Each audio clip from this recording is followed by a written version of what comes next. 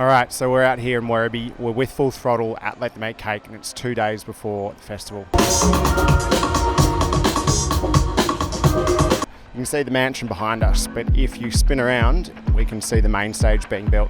So this will be the Bastille stage where they'll hang the Funktion-One Vero system. So I'm just sort of more or less setting it and stuff. It's pretty hot out here. It's going to get about 44 degrees today, so credit to the team and everyone out here setting up the bars and tents and stages.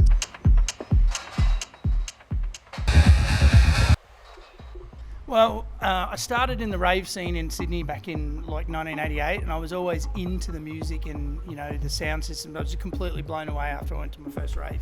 So I got into sound through that, and then moved overseas. When I came back from living 14 years over in America is when I just saw, an opening in the marketplace to do what I was doing in America, to do it here, and that's kind of where I started to push the Funktion brand here. Why was it Funktion-One specifically? Like, what was it about the speakers that drew you in? Okay, I mean, personally, Funktion-One to me, I just really like the sound. There's a lot of great sound systems out there, and I don't bag on other sound systems. Sound is so subjective, but for me, Funktion-One's where it's at. I've been using it for a long time, got introduced to it in America, and so when I came back home to Australia, it was a really big kind of void in the marketplace with Funktion. There were a lot of pockets of Funktion-One around, like little systems, but nothing on a deployable big scale. So this is a stack of 4 Funktion-One Vero speakers. This is Funktion-One's line array system, so different to their resolution system. We'll find out a little bit more about these a little later on, but just to give you a scale of the size of things, that's 4.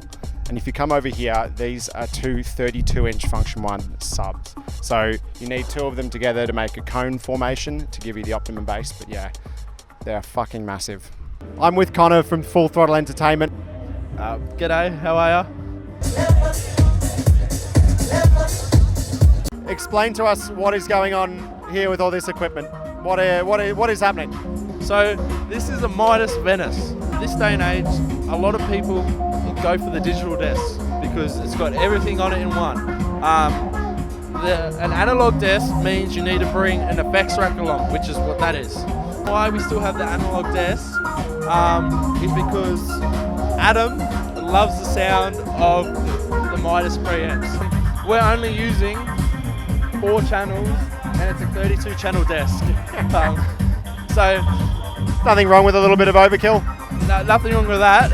A good example of overkill, if you go have a look at Adam at main stage with the Heritage 3000, it is, I don't know how many channels that is, but It's fucking big. yeah. And it takes 6 guys to get the bloody thing up, and you end up with a broken back afterwards. He reckons it sounds amazing. He reckons you can't compare anything to it.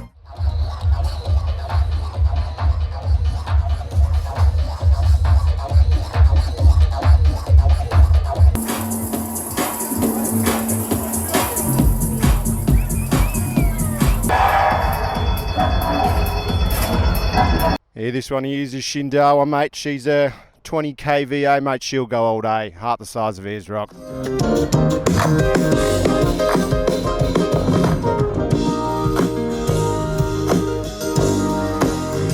So you're rocking 2 types of speaker system. You've got the Vero line array system and you've got the resolution system. Can you sort of speak a little bit about the differences and why you might deploy a Vero on a main stage and then why you might deploy resolution elsewhere? Okay, well, resolution, the original resolutions came out in 1994, so they've been around for a long time. It's more a point source technology, so to kind of describe it as like a point and shoot, whereas the Vero, which is Funktion-One's new foray back into large format touring sound systems, the Vero has a lot of similar technologies in it that the resolution has in terms of the horn loading of the mids and highs and the bass. It's just rated a different way way. And a lot of people go, oh, it's a line array. It's actually not a line array. It's more a line source system, which it's kind of getting into the physics of it. But the top of the box, it acts like a line array, and you get the summation of additional energy at the top. But as you move down towards the bottom of the array, it acts more like a point source system, and which is really good for time alignment, and you don't get multi-arrival times of the same sound from different drivers. So it gets, you know, pretty complicated, but for the Vero, for something on main stage like here at Let Them Eat Cake, what we're doing is it's the latest technology. It's a lot more efficient, so we can get a lot more out of it in terms of, you know, with less boxes. And for a main stage, that's what you want to do. So that's why we throw it up there. There's a lot of people that really like the sound of the Resolution. There's a lot of people who like the sound of the Vero.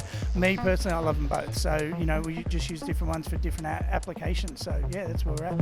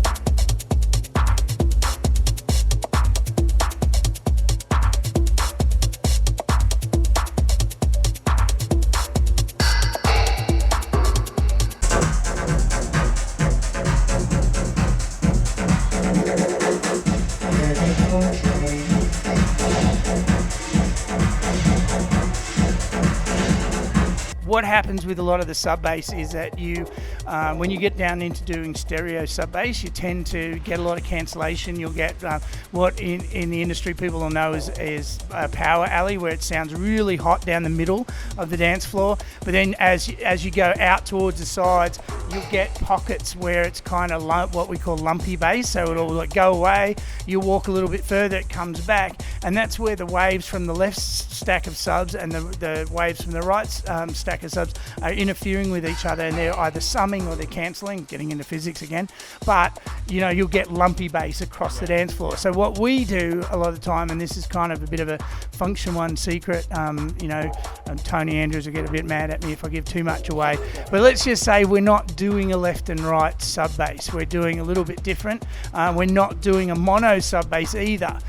We're kind of just doing some, you know, physics trickery, where we've got a certain amount of the sub bass coming from one side and a certain amount of the sub bass coming from the other side, but they're not interfering with each other. If you kind of look at your hand, and my hand's really filthy because I've been out on the show, what you'll do is like where my fingers are, that's like summation, and then you'll get cancellation, and that's actually kind of what it looks like. If you looked over, put that over the dance floor, as you walk around the dance floor, you'll get those fingers, and the thing is the fingers change, like the lumpiness and the pockets will actually change depending on frequency. For example, Rainbow Serpent at Market Stage, we spent years like really trying to get it right, that you could go right up the back and you could walk around the back and just get, it just didn't sound lumpy, and it took us a long time. We think we've got pretty close, so you know, in my humble opinion. So you know, we try every year, we try and do it better, so we, you know, just see how it goes.